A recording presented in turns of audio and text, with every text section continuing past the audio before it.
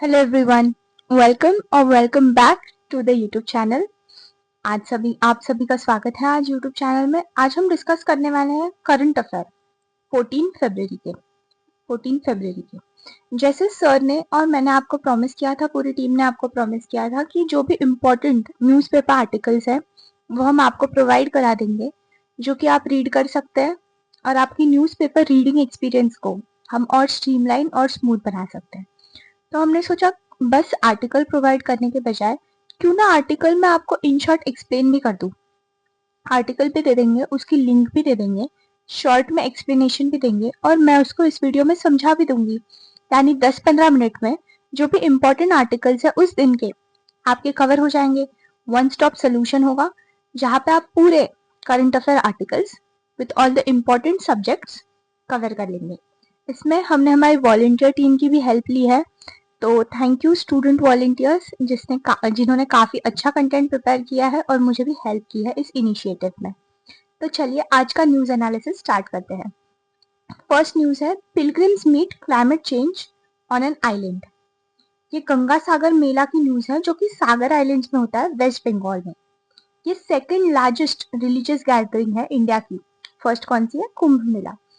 यहाँ पे होली डिप ये लोग जाते हैं, गंगा और सी जहाँ पे मिलती है मकर संक्रांति के दिन। कपिल मुनि का टेम्पल भी है, यहाँ पे कपिल मुनि का टेम्पल भी है। अब इशू क्या है, यहाँ पे जो लोग आते हैं 42 लाख पिलग्रिम्स आ रहे हैं।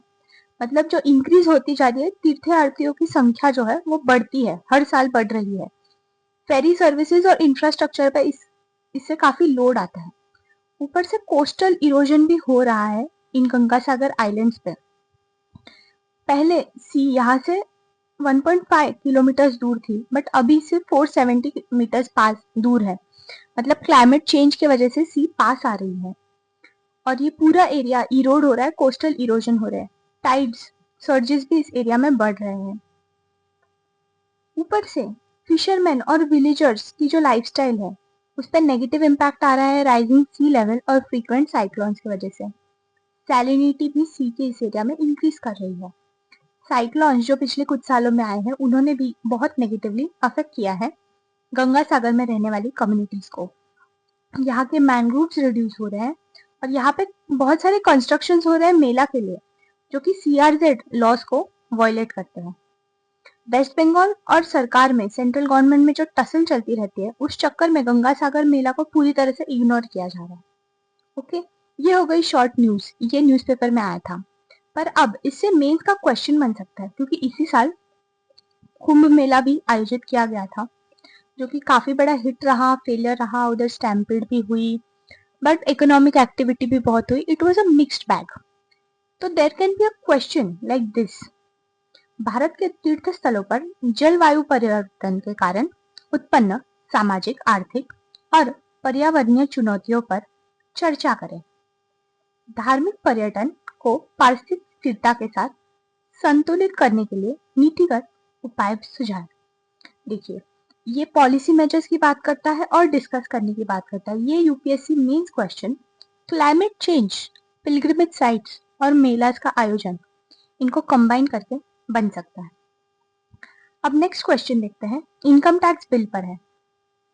जो लेटेस्ट इनकम टैक्स बिल आया है उसमें क्या क्या प्रोविजंस दिए गए हैं उस पर ये क्वेश्चन है। जो कॉम्प्लेक्सिटी है 6 year old income tax act की, उसको रिड्यूस करते हैं। जो ऑब्सोल्यूट रेफरेंसेस है, मतलब जो पुराने रिडंडेंट प्रोविजंस है जिनका कोई इस्तेमाल नहीं है, पुराने इकोनॉमी से रिलेटेड है, उसको रिमूव करता है। जो प्रोविजंस है उसका एक्सप्लेनेशन है, उसका नंबर रिड्यूस कर रहा है, मतलब छोटा कर रहा है। छोटा कर रहा है, बिल को ज्यादा सरल कर रहा है, ताकि नॉर्मल जो जनता है वो इस बिल को समझ पाए। देखिए, नंबर्स हर चीजों पे रिड्यूस हुए, ये हमें समझना नहीं है, हमें बस एक बात समझनी है कि the number of sentences and provisions have been reduced to simplify. Continuity, taxation का जो स्ट्रक्चर है उसमें कंटिन्यूटी मेंटेन की गई है। रेंट डिडक्शंस, रेंट से इंश्योरेंस प्रीमियम से जो डिडक्शंस है वो मेंटेन किया गया है। असेसमेंट ईयर, असेसमेंट ईयर और फाइनेंशियल ईयर दोनों को अलाइन किया गया, अब दोनों एक ही है। बिजनेसेस और प्रोफेशनल्स को इससे मदद होगी, टैक्सेशन मोर एफिशिएंटली हो पाएगा। मतलब फाइनेंशियल ईयर में जो पूरा साल जो भी आपने कमाया वो ही असेसमेंट ईयर होगा, उसी में आप उसको उस पर टैक्स देंगे। तो काफी सिंप्लीफाई कर दिया प्रोसीजर को। डिजिटल और क्रिप्टो एसेट्स को रेगुलेट किया है। डिस्प्यूट रेजोल्यूशन की भी क्लैरिटी लाई है। एक पैनल एस्टैब्लिश किया गया है और क्लियरर गाइडलाइंस हुई है। आउटडेटेड एक्सेप्शंस जो कि कैपिटल गेन्स बिफोर 1992, ये आउटडेटेड है ना काफी, ऐसे एग्जाम्पशंस जो है उनको रिमूव किया गया है और डिडक्शंस जो है उनको स्ट्रीमलाइन किया गया है ताकि काफी सिंप्लीफाई हो जाए प्रोसेस। एडमिनिस्ट्रेटिव इंप्रूवमेंट्स भी किए गए हैं बिल में। अब ये बिल पार्लियामेंट्री रिव्यू में है, अमेंडमेंट्स अंडरगो करेगा और फाइनली इसका इम्प्लीमेंटेशन होगा। अब इस पे क्वेश्चन क्या बन सकता है? क्वेश्चन ये बन सकता है, discuss the key changes introduced in income tax bill 2025, analyse its potential impact on taxpayers and ease of doing business. अब आपने न्यूज में देखा कि कैसे हमने सेक्शंस कम किए हैं, हमने डिस्प्यूट रेजोल्यूशन को स्ट्रीमलाइन किया है, हमने कैसे रिडंडेंट एग्जेम्पशंस जो है उसको निकाला है, रिडंडेंट डिडक्शंस को निकाला है, असेसमेंट ईयर और फाइनेंशियल ईयर सेम कर दिया है। All these things you have read in the news, उसी को अप्लाई करके ये क्वेश्चन बहुत अच्छे से हल हो सकता है। डिस्कस तो कहाँ पीछे रह गए वो भी हम देख सकते हैं और इस क्वेश्चन को काफी अच्छे से सॉल्व किया जा सकता है। अभी ये बिल है, ये बिल पार्लियामेंट में डिस्कस होगा, फिर इसका एक्ट बनेगा और जब एक्ट बनेगा तो this will be a very important act which will be very most probable कि इस पे क्वेश्चन आ सकता है। अब देखिए ये बिल पे क्वेश्चन बनाया हुआ है, which of the following statements regarding income tax bill is correct? Bill introduces a tax year to replace the existing assessment year. Cryptocurrencies are exempted, निकाल देंगे, ऐसे तो नहीं करेंगे, तो लेटेस्ट है, इसको तो लेंगे ना। Bill increases the number of sections, how will it increase the number of section? Simplify करना है ना, सबको आसान रखना है, तो इंक्रीज नहीं करेगा। तो जो 3 नंबर है, जो 2 नंबर है वो स्टेटमेंट गलत है, हम 2 वाला उड़ा देंगे और 2 वाला गलत है तो वो भी ये खत्म, बस A will be the answer. This is a elimination type of question. आपको ये पता था या नहीं पता था इस सेकेंडरी, पर आपको क्या पता है उसमें से एलिमिनेट करो और आंसर तक पहुंचो। जैसे लॉजिकल गैसिंग इतना पॉपुलर है, सर ने भी उस पर वीडियो ली है, वैसे ही लॉजिकल गैसिंग आप प्रीलिम्स के हर क्वेश्चन में लगा सकते हैं, स्पेशली इकोनॉमी, बहुत ही लॉजिकल क्वेश्चन होते हैं, उनको सॉल्व भी किया जा सकता है। अब देखिए रेलवे डेवलपमेंट प्लान की ये न्यूज है कि यूपी और Maharashtra, highest number of station जो है यूपी और उसके बाद महाराष्ट्र में रीडेवलप किए गए हैं, आइडेंटिफाई किए गए हैं, जिनको और सुंदर बनाया जाएगा, रीडेवलप किया जाएगा। उसमें इसके बारे में न्यूज है, ऑलमोस्ट 13,000 करोड़ अलोकेट हुए हैं इस प्रोजेक्ट के लिए और total estimated cost 1 lakh crore है, उसमें से 13,000 अभी अलोकेट हुए हैं इस साल। सबसे ज्यादा रेलवे स्टेशन आइडेंटिफाई हुए उत्तर प्रदेश में, इसीलिए Uttar Pradesh public service commission के लिए this is a important question.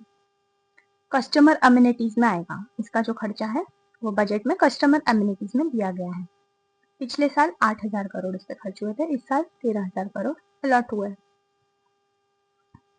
और public private partnership model 20 station के लिए अप्लाई किया जाएगा। यहाँ पे मॉडर्न इंफ्रास्ट्रक्चर होगा और लोकल हेरिटेज के एलिमेंट्स को हम इंक्लूड करेंगे। एयरपोर्ट लाइक फैसिलिटीज होंगी, एकदम पॉश रेलवे स्टेशन बनाएंगे पब्लिक प्राइवेट पार्टनरशिप का सहयोग लेकर और ग्लोबल बेंचमार्क तक इसको बनाएंगे। इंफ्रास्ट्रक्चर भी एकदम पॉश होगा। यही न्यूज है। अब इसका इम्पैक्ट क्या होगा ओवरऑल? इकोनॉमिक ग्रोथ बूस्ट होगी, अगर सुंदर रेलवे स्टेशन है तो उनमें जो दुकानें होंगी वो भी अच्छा चलेंगी।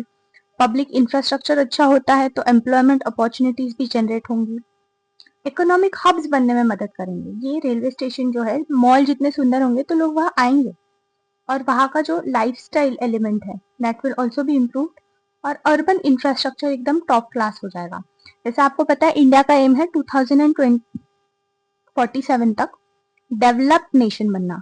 डेवलप्ड नेशन सुंदर भी तो होता है, उनका इंफ्रास्ट्रक्चर भी तो परफेक्ट होता है। This is all a step towards becoming a developed nation by 2047, जब इंडिया आजादी के 100 साल सेलिब्रेट करेगा, तब हमें डेवलप्ड होना है, that is our target. Okay, now this is a question, redevelopment of railway stations under Amrit Bharat station scheme aims to enhance urban infrastructure and economic growth. Discuss key features, challenges and impact of this initiative. ये news में सब discussed है, आपने ये पढ़ लिया। ये UPSC mains में पूछा गया सवाल है, 2022 में पूछा था शायद, पीपीपी ऑफ रेलवे स्टेशन। तब जो भोपाल का रेलवे स्टेशन है तब वो पीपीपी पे डेवलप हुआ था। तो this is a very important topic which needs to be studied, और इतना शॉर्ट में आपको बता दिया। आप एक बार दो बार इसको सुन लेंगे, आपके कुछ पॉइंट्स तो याद रह जाएंगे। इनको आप एज अ एग्जाम्पल भी बहुत जगह इस्तेमाल कर सकते हैं। अब नेक्स्ट न्यूज देखते हैं। इकोनॉमी की न्यूज के बाद अब हम लिखेंगे पॉलिटी की न्यूज। सुप्रीम कोर्ट का डिसीजन आया है इलेक्टोरल फ्रीबीज पे। फ्रीबीज यानी ऐसा सामान जो फ्री में लोगों को दिया जाता है। फ्री में साइकिल, फ्री में लैपटॉप, फ्री में आईपैड, ये सरकार देती है, गवर्नमेंट द्वारा दिया जाता है लोगों को, मोस्टली उनको अट्रैक्ट करने के लिए, उनके वोट्स पाने के लिए। इस पर सुप्रीम कोर्ट ने इस जो फ्रीबी कल्चर है इसको स्लैम किया है, कहा है ये कल्चर बिल्कुल सही नहीं है। Are we not creating a class of parasites? Parasites यानी परजीवी वर्ग, ऐसे लोग जो खुद काम नहीं करना चाहते, लोगों के श्रम पर जीना चाहते हैं। पैरासाइट्स जो कि डिस्करेज, अगर आपको फ्री में खाना मिल रहा है, फ्री में पैसे मिल रहे हैं, फ्री में साइकिल मिल रही है, फ्री में लैपटॉप मिल रहा है, आप क्यों काम करेंगे? आप चाहेंगे मैं घर पे ही बैठूं, मैं गरीब ही रह जाऊं, ताकि मुझे फ्री के पैसे मिलेंगे ना। तो जो लोग हैं उनको डिस्करेज कर रहा है, लेबर पार्टिसिपेशन को डिस्करेज कर रहा है। जैसे कि स्टेट्स लाइक महाराष्ट्र, आपको पता है महाराष्ट्र में लाड़की बहन योजना, ये नई उन्होंने स्कीम लाई है, जो less than 1.5 lakh rupees annual income है जिन हाउस होल्ड का, उन औरतों को ये लोग 1,500 रुपए पर मंथ दे रहे हैं। पहले जब 1,500 नहीं मिलता था, ये औरतें खेत में काम को जाती थी, पर अब वो लोग जाती नहीं है, क्योंकि मिल ही रहे ना पैसे, हो ही जा रहा है गुजारा। कम मिल रहे तो क्या हुआ? तो एग्रीकल्चर लेबर का शॉर्टेज हो गया है महाराष्ट्र में। अब हार्वेस्टिंग सीजन में, शुगर केन हार्वेस्टिंग सीजन में, ज्वार हार्वेस्टिंग सीजन में सच में लेबर नहीं मिल रहे थे रूरल महाराष्ट्र में। And is this impact of this scheme? ऐसा सुप्रीम कोर्ट ने क्वेश्चन किया है। इलेक्शन रिलेटेड फ्रीबीज जैसे कि लाडली बहिना स्कीम, डिपेंडेंस क्रिएट करता है, सेल्फ सफिशिएंट नहीं होने देता है लोगों को। इस केस को पहले ही सुब्रमण्यन बालाजी केस जो है 2013 का, इसमें इसी इशू को, फ्रीबीज को डिस्कस किया गया था। कहा था कि goods like TV, laptop are aligned with DPSPs. हाँ, स्टेट्स दीजिए, ये डीपीएसपी से अलाइंड है। और तमिलनाडु के इलेक्शंस में ये लार्ज स्केल फ्रीबी स्कीम्स बहुत चलती है। ठीक है, ये सुब्रमण्यम बालाजी केस को अगर फ्रीबीज का इशू आएगा तो जो डीपीएसपी से अलाइंड फ्रीबीज है उनको डिस्ट्रीब्यूट कीजिए, उसमें कोई प्रॉब्लम नहीं है, ऐसा सुप्रीम कोर्ट ने कहा है। ये केस आपको मेंशन करना है अगर फ्रीबीज पे कोई क्वेश्चन आएगा। पर आपको ये भी मेंशन करना है कि सुप्रीम कोर्ट का ये ऑब्जर्वेशन है कि क्लास ऑफ पैरासाइट्स क्रिएट हो रहा है। आप यहाँ पे महाराष्ट्र का एग्जाम्पल देते हैं, जहाँ पे एग्रीकल्चर लेबर का शॉर्टेज हो गया है after the launch of Ladki Bahin Yojana. ठीक है, these are all value addition points. अब यहाँ पे क्या है, discuss the implications of election time freebies on democratic governance and fiscal responsibility. Democratic governance, इस पे आप पॉजिटिव भी बता सकते हैं इम्प्लीकेशंस, नेगेटिव भी बता सकते हैं। पॉजिटिव क्या होगा, implementation of DPSP has improved, welfare state का जो कॉन्सेप्ट है वो हम अचीव कर पा रहे हैं। नेगेटिव क्या होगा कि क्लास ऑफ पैरासाइट्स क्रिएट हो रहे हैं, वर्किंग पॉपुलेशन को डिसुएड कर रहे हैं हम। फिर क्या होगा, डेमोग्राफिक डिविडेंड जो हमारा जो यंग पॉपुलेशन है उसको हम उनका पोटेंशियल मीट करने नहीं दे रहे हैं। फिस्कल रिस्पॉन्सिबिलिटी, इसका क्या होगा, बहुत ज्यादा खर्चा हो रहा है, रेवेन्यू एक्सपेंडिचर हो रहा है, कैपिटल एक्सपेंडिचर नहीं हो पा रहा है। फिर बहुत सारी स्टेट्स का जो फिस्कल डेफिसिट है वो इंक्रीज हो रहा है। और अगर हम ये फ्रीबीज कर्जा निकाल के दे रहे हैं तो फ्यूचर जनरेशन को ये कर्जा रीपे करना पड़ेगा, तो इंटर जनरेशनल इनइक्विटी हो रहा है। तो ये सारा डिस्कस करने वाले पॉइंट्स हो गए। This is a very in burning issue जिस पे क्वेश्चन पूछा जा सकता है और जिसको समझना आपको बहुत बहुत जरूरी है। आप नेक्स्ट न्यूज देखते हैं, प्रेसिडेंट्स रूल इम्पोज्ड इन मणिपुर। मणिपुर में जो है प्रेसिडेंट्स रूल इम्पोज हो गया है, 11th टाइम हुआ है ये। और this is a latest issue जो कि मणिपुर में जो कॉन्फ्लिक्ट चल रही थी उसके बाद ये प्रेसिडेंट रूल का विषय इम्पोज हुआ है। ये आर्टिकल 356 के अंडर प्रेसिडेंट रूल इम्पोज होता है। गवर्नर का पहले रिपोर्ट जाता है प्रेसिडेंट को, फिर प्रेसिडेंट डिसाइड करते हैं कि ठीक है अब प्रेसिडेंट रूल इम्पोज हो जाना चाहिए क्योंकि स्टेट का गवर्नेंस सही से नहीं चल पा रहा है। मणिपुर की लेजिस्लेटिव असेंबली जो है सस्पेंडेड है, डिसॉल्व नहीं हुई है, पर उन सस्पेंडेड है, वो कोई फंक्शन नहीं कर सकता। अब कॉन्स्टिट्यूशनल प्रोविजंस कौन से है? आर्टिकल 356(3). अगर ये बिल पार्लियामेंट के सामने प्रपोज होगा और अगर 2 महीने के अंदर पास नहीं हुआ तो ये प्रोक्लेमेशन एक्सपायर हो जाएगा। अब एथनिक्स वायलेंस के वजह से मोस्टली प्रेसिडेंट रूल इम्पोज हुआ है क्योंकि 2 कम्युनिटीज जो है कुकीजो और मीटी कम्युनिटी, इनके बीच में एथनिक वायलेंस चल रहा है और इसमें बहुत सारी क्लैशेस हुए हैं और इससे मणिपुर का गवर्नेंस बहुत नेगेटिवली अफेक्ट हुआ है, इसीलिए प्रेसिडेंट रूल इम्पोज करने का टाइम आ गया है। इलीगल इमिग्रेशन, ये भी मणिपुर में एक मेजर इशू है। म्यांमार के साथ जो फ्री मूवमेंट रेजीम है मणिपुर में, मतलब म्यांमार के लोग 15 किलोमीटर तक अंदर आ सकते हैं और इंडियन लोग म्यांमार में 15 किलोमीटर तक अंदर जा सकते हैं अपने रिलेटिव से मिलने के लिए, ट्रेड करने के लिए, इकोनॉमी के लिए।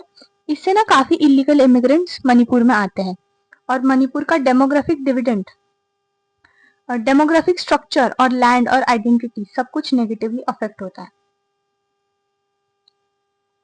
तो यहाँ पे क्या है? Critically examine the political and administrative challenges faced by Manipur before president's rule, suggest measures to ensure long term stability and effective governance.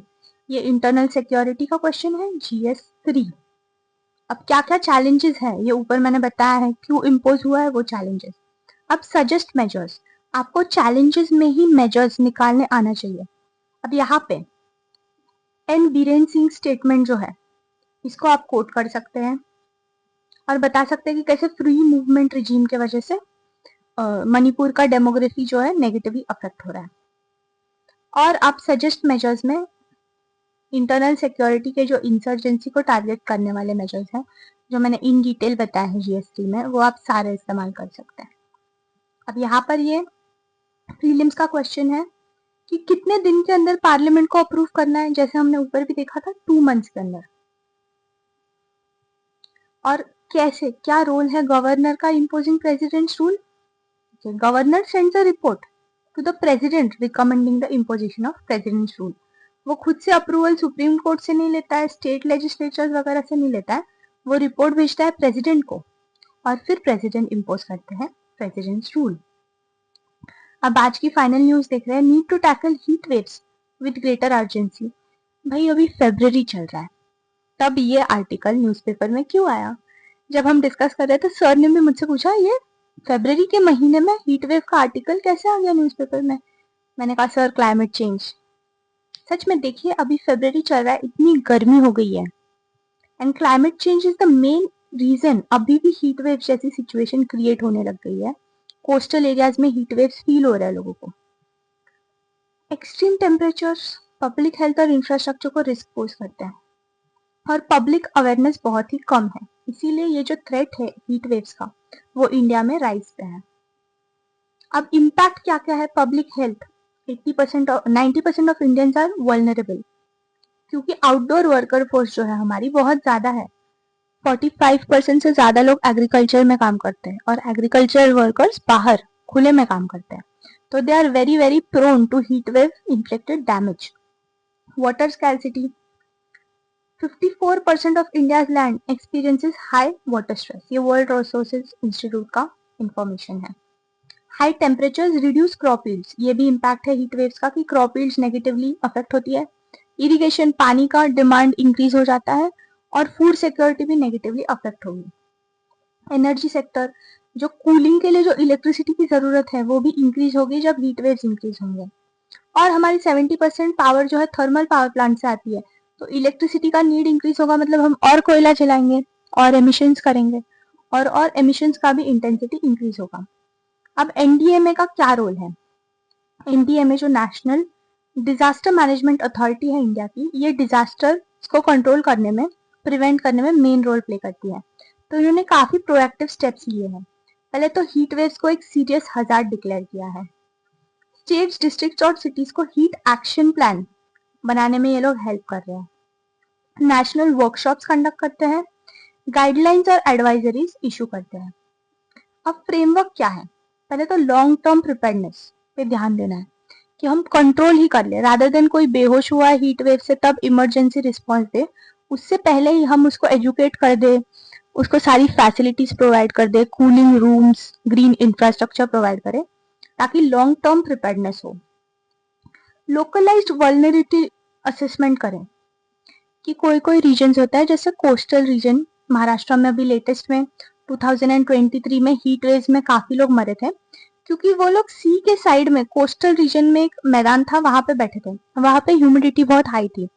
तो कोस्टल रीजन्स के लिए लिए जाने वाले मेजर्स हिंटरलैंड के लिए लिए जाने वाले मेजर्स से अलग होंगे, और लोकलाइज्ड वल्नरेबिलिटी को अलग से ट्रीट करना चाहिए। Encourage community partnership. अब ये national framework for heat mitigation and management, ये फ्रेमवर्क है। इंस्टीट्यूशनल्स की कैपेसिटी बिल्डिंग करनी चाहिए और फाइनेंशियल मैकेनिज्म्स क्रिएट करने चाहिए। ये सारे इनिशिएटिव्स करने के लिए पैसे भी तो लगेंगे, ये पैसे कहाँ से आएंगे, इसके मैकेनिज्म पहले से एस्टैब्लिश होने चाहिए। अब कुछ स्पेसिफिक पॉलिसी मेजर्स हैं जो लिए गए हैं। स्टेट्स को heat waves as a disaster declare करने कहा गया है। स्पेशल ऑफिशियल्स अपॉइंट करने चाहिए जिनकी स्पेसिफिक रिस्पॉन्सिबिलिटी हो हीट वेव्स की। पीरियडिक अपडेट्स होना चाहिए हीट वेव एक्शन प्लान्स पे, और कोऑर्डिनेशन अक्रॉस गवर्नमेंट डिपार्टमेंट्स होना चाहिए। अब कुछ की स्ट्रेटजीज भी इस आर्टिकल में बताई गई है, जैसे infrastructure, urban planning, cool roof और ग्रीन इंफ्रास्ट्रक्चर को अडॉप्ट करना चाहिए।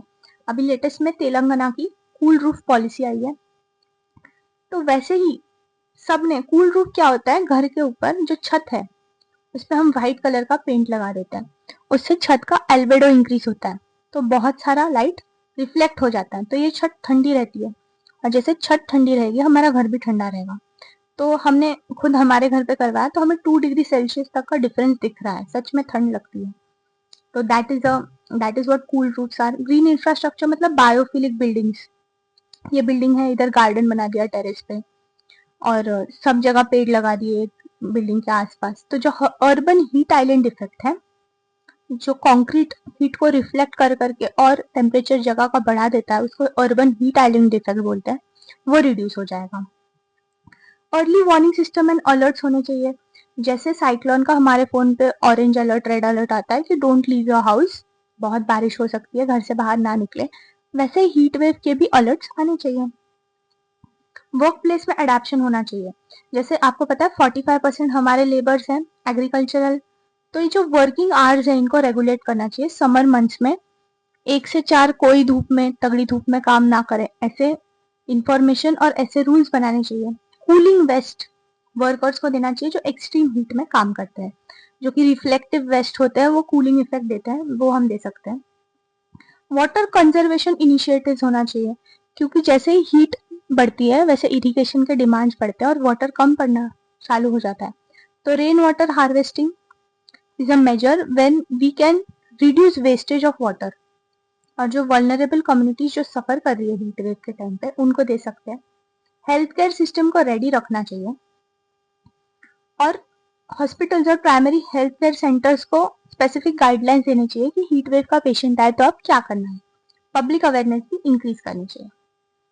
तो ये क्वेश्चन देखिए, बहुत ही अच्छा क्वेश्चन है। Heat waves are often overlooked as a disaster despite the severe impact.